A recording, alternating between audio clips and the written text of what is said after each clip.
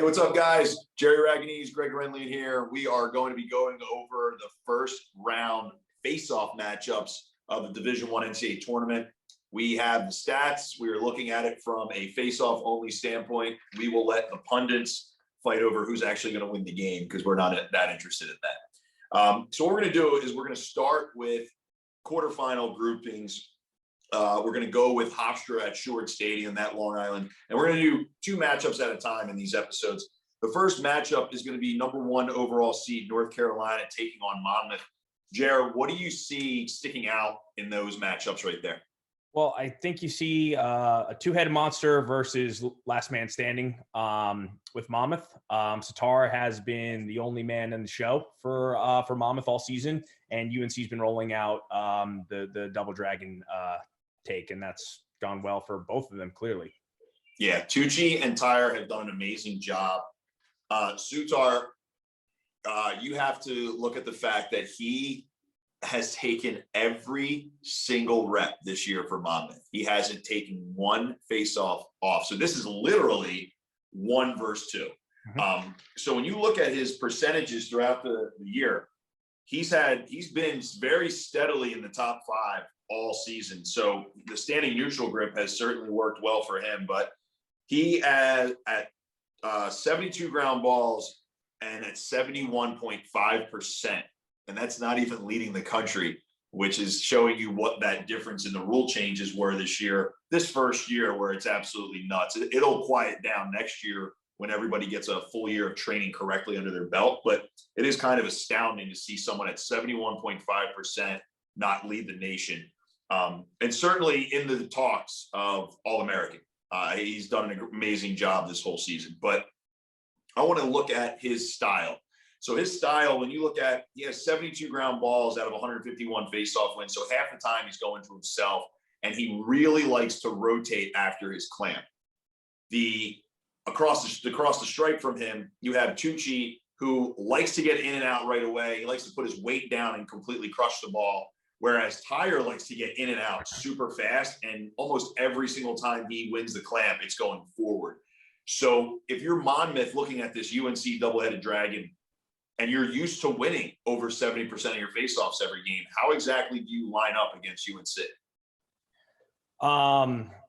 I think you go out there and you go with what you've been doing the whole time until Tyre Tucci shows you that you have to go with something else. Again, he is winning 71%, which is higher than the UNC unit, albeit Monmouth doesn't play in the same conference as UNC. So the opponents are gonna be a little bit different, but I'm sure Sitar is going to be out there rotating, and then it's really going to be up to UNC to play to his weaknesses, which is going to be going right into those counters, lifting the left hand, making those rotations fail for Sitar. So I think, if it ain't broke, don't fix it. I don't think you change anything. UNC is a good unit, but clearly Sitar is putting up excellent numbers, and that's what I'm excited to see come game day is, if things fail for him, what is he going to do? Because again, when you're winning 71%, which is an absurd number, he really hasn't seen too much adversity this year. And if he does, will be too little too late for some recalibration in the middle of the game. Yeah, it's very few times would we say going into the tournament that a guy who's almost 20% better than his opposition might not be as prepared for a tournament matchup. And the reason we're looking at that in a unique situation is this is the first time that almost every team in the country has really only played teams within their own conference. Now, for North Carolina, they had, you're looking at the ACC. 90% of their games were in the ACC, and that is battle tested, right? Like this year, if you're going like Tucci, 58% against almost all ACC opponents, that's like the equivalent of like a 68% season in my book. Easily. Because you're talking about other guys like LaSala, Fop, you're running down this gauntlet, Naso, Ginder. You are going against a stud every week. So that's super impressive to me. Then you have Notre Dame with their double-headed guy situation. So, 58% in the ACC is remarkable, in my opinion. So, I think, like you said, if Sutar's used to winning faceoffs, he's taken every single one, which means nobody on that entire roster has any game experience this year as far as faceoffs are concerned. So if he struggles at all, then what's the backup plan? We've seen UNC have games where they struggle. we've seen games where Tucci and Tyre have gone in the mid to high 30%. They have experience in that situation. They've dug out of those holes and have been able to win without that. So your question for Monmouth is, how do you prepare? If I'm Monmouth, I'm sitting here looking at the Tucci and Tyre film, and I'm saying, okay, we cannot let Tyre clamp and pop the ball forward. So we have to have either our draw side or non-draw side guy honoring the forward break. Then on the other side of it, we have Tucci, who likes to get in and out. Both these guys love taking it to the rack. We've seen Tucci take that on the run bounce shot low from like 13, 14 yards. We've seen Tyre dive into the crease and score multiple times this year. And then when you look at the athleticism on the wings for UNC, they have a good game plan, and they have Will Fox coaching it. So in game situations, I like favoring UNC just because of what they have on the sideline as far as experience to help make those tweaks. But if you're Monmouth, I mean, you have a guy who has been mowing people down all season. I love the idea of him being able to get in and out quick. I think the one thing he has gotten away from in his conference that you can't in the ACC is clamping and rotating. And I think if he clamps and tries to do his defensive exit, Tucci and Tyre are going to eat him up with the reverse shovel move. Completely agree. And just going back to what you're saying about the points differential, UNC is showing 11 points or 11 goals. 11 points on the season, and Sitar is only showing 1 point. Obviously, a little bit of a difference, little bit of different playing style. UNC is a little bit more run and gun, but that's going to certainly be interesting to see how that kind of plays into what's going on. Is Sitar comfortable taking that to the rack with only 1 point? I'm not really sure. And if they're going to try and slow the game down on UNC, which will also be interesting, will he go out the back? Will they try to incorporate their wings? Because again, you're going to have to try and slow down this red hot UNC team to kind of make it a little bit more to a Monmouth playing style. So it'll be interesting to see if Sitar is going to use his wings, because again, he's over half of his GBs are directly to himself, which tells me he's not super inclined to going to his wings a ton. Yeah, I think both of these teams have face-off guys that really like to pop the ball to themselves. And we'll see if either team gets into trouble if they can make those 3-and-3 face-offs. All right, awesome. So let's go on to the next matchup. This is going to be a stark contrast. So we got Lehigh with Mike Sisselberger, who's on his way to setting the NCAA Division I record. He is hovering just over 79% right now. He could be the first face-off man in history to end his season with an 80% face-off percentage, which you and I have seen is just preposterous. I mean, the amount of things that have to go right. And he was mowing through the Patriot League. So there are face-off guys in the Patriot League. It's not like he was walking clean. Colgate has great face-off guys. They have a good coaching staff. You have Loyola, Bailey Savio, arguably one of the greatest face-off men in Loyola history. So he has gone against some dogs. He's battle-tested. Now, when you look across the stripe, though, you go from Mike Sisselberger with 210 face-off wins and 149 ground balls. And you look at Rutgers, and right now, they are, as a team, around 42%. And they do it by committee. So you have Dugenio, Ott, and Yusefi, and it's not pretty when you look at, I mean, it's crazy because Rutgers could legitimately, if we're being honest, go into this game and go 10% and still maybe win this game.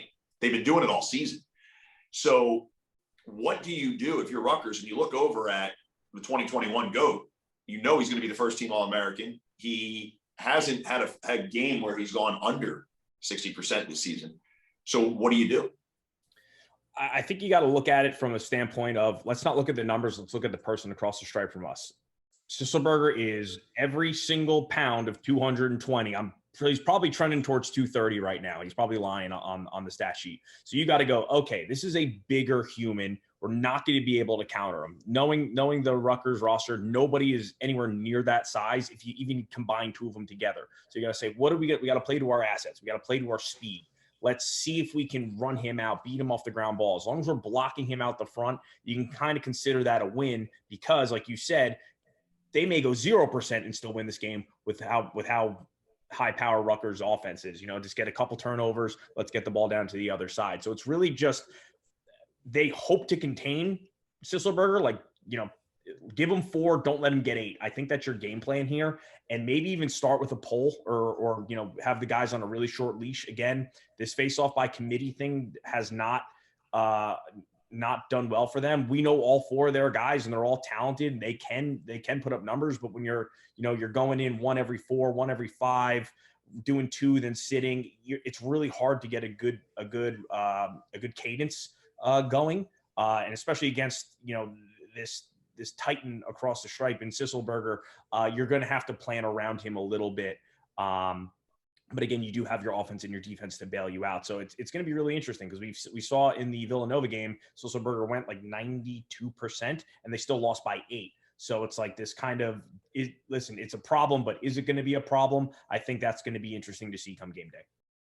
Yeah, I agree with you. And if I'm Rutgers, I don't put the poll out there. Sisselberger will eat them alive. I've seen the Rutgers polls. They obviously aren't really practicing much face-off stuff throughout the week. So if you put them out there, they're basically going to drop step and give up a face-off. So it all depends on how you want to look at that. But like you said, when you're just rotating randomly, it's very interesting. Face-offs now with the new standing neutral grip, it can be very, very beneficial to have 2 face-off guys that are a contrast, right? Look at Notre Dame and look at Charlie Leonard and Kyle Gallagher. So after that Duke game when they got beat up at the stripe, Charlie Leonard made a conscious decision that he was going to completely change his style away from what Kyle Gallagher was doing, which is clamp first. And now Charlie Leonard goes rakes and counters. So now you have a stark contrast. So with those 2 guys, and if they go into a game knowing they're rotating every 2 or 3, those 2 can game plan. And for the opposition, it is a massive pain because you have to change your wing setups. You have to change your technique and you have to pay attention to the personnel at all times if they're both going in throughout the whole game. What you run into is if you go 2, 3, 4 guys and they never know when they're playing or how many reps they're taking, that's when you're an absolute disaster. I've gone into games where I see 2 guys across that know what they're doing and they know they're going to rotate. And I've had to game plan twice as long all week. And I've been in games where the team, whenever their guy is getting his butt kicked, they just throw someone else out there. And I know I'm in for a career day.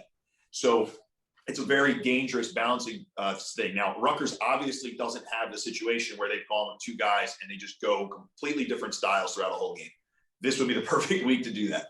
If I was Rutgers, I would say, look, I would grab Ott and I would say, you're doing rakes and counters all week. And I would grab whoever else you want and say, you're going to be doing the pinch and pop or clamping. However, I wouldn't spend that much time on offensive moves. If I know I'm going against Sisselberger, who's a machine, I would play it like I would play mini defense. I would say, boom, I'm going to cut this half of the field and I'm not letting you dodge right? Same thing when it comes to face-off. You're going to win the clamp, but I am going to force you in a direction. If I've watched Sisselberg all season, the only time he gets in trouble is when he tries to force and rotate and take that step into a defensive turn. So if I'm Rutgers and I say, look, you don't like to put the ball through your legs and sometimes you like to force and go counterclockwise, then what I'm going to do is on the whistle, I'm going to step right, force you to go counterclockwise, and then I'm going to reverse shovel you.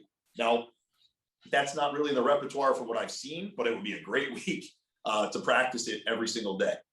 On the other side of it, if I'm Lehigh, a high-powered Rutgers team that has done really well in the Big Ten, I don't want to lose to you guys. So I would love to use the talent I have and the huge advantage I have at this one position to create instant offense.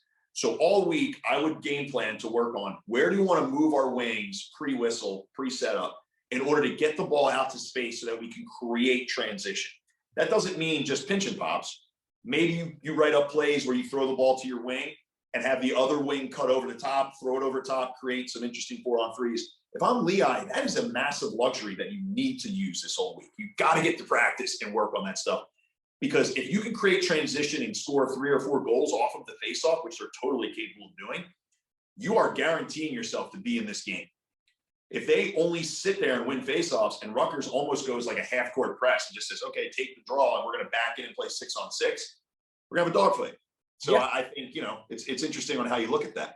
Yeah, again, I completely agree. If you just want to slow play, like the best way to take, to slow down the game is take the gas out of the tank, right? Just like let Lehigh do what they're going to do, give them what they want, which is face-off wins, and then say, hey, I think our defense stacks up with anybody in the country, which it does, and just try. Listen, again, they're going to get their 8 to 11 extra possessions, and you just got to rely on your defense. Where you're weak in one area, you got to rely on the other, and that's where I think this is probably the only game, at least that I'm looking at, on the docket where you can actually do that and hope to have success. Yeah, I agree with you. All right. Well, we'll see who wins these games. If you had to predict which teams are going to come out on top at the stripe, who would you go with? I'm going to go with the favorites. I'm going to go with UNC and Lehigh, but I would not be surprised because, again, this has been a hand speed year. If Sitar is hot, that he gives UNC a little bit of a fit. I would totally agree with that. Yeah, I think Sisselberger will have a day, and then it's just a matter of can those translate to possessions, and then I would go with the UNC having a slight edge. But I agree with you. I think it's going to be a good battle at first. So next episode, we will be out here Tuesday. We'll be dropping our next episode, Georgetown versus Syracuse, and then UVA versus Bryant. So stay tuned for that. We'll be dropping it around 7 or 8 o'clock Tuesday night. Thanks a lot for paying attention, guys. For Jerry and Greg, signing off.